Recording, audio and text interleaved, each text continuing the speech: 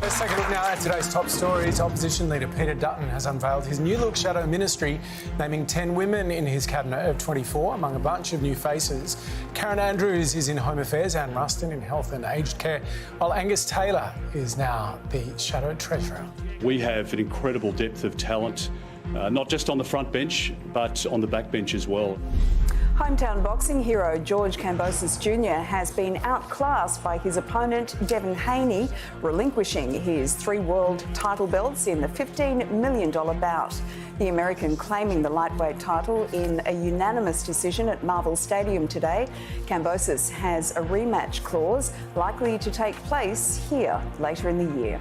Now, the universally recognized, undisputed lightweight champion of the world, Devin the Dream Haney. And some 30 years since it was released, Mariah Carey is being sued for copyright infringement for her Christmas banger, All I Want for Christmas Is You.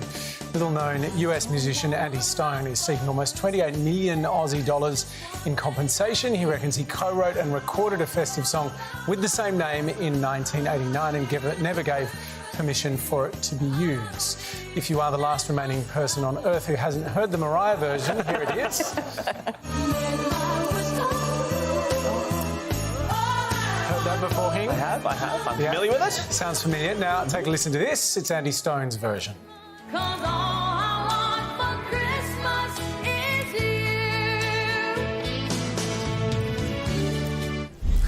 Now, Darren, you've got some inside running on this. Yeah, I mean, first of all, I want to say, why did it take him 28 years to discover this? Well, I feel like if I had sort of that hair and makeup done in that, I'd want to forget about it as well. You know Exactly. what I mean? It was pretty rough. First of all, one of my best friends co-wrote this song, so it's a producer named Walter Afanasieff. I won't do a test. The Mariah song? Yes. Yeah. So Mariah's song was written by Mariah and Walter A. That's what we'll call him. He's one of my best friends. I actually introduced him to his wife, so I know this story really well. Wow. It's one of the most profitable songs of all time, so of course somebody wants a piece of it. And it's something that is coming up all the time in the music industry. We talked about this sort of off-air. I know Ed Sheeran recently won his case. It took 3 years in court, and I'm glad that he fought that case and won, because it's kind of a dangerous precedent. Really. When you're writing, when you're putting a song together, Yeah. are you worried, like, did this actually come from something I heard once 15 years ago?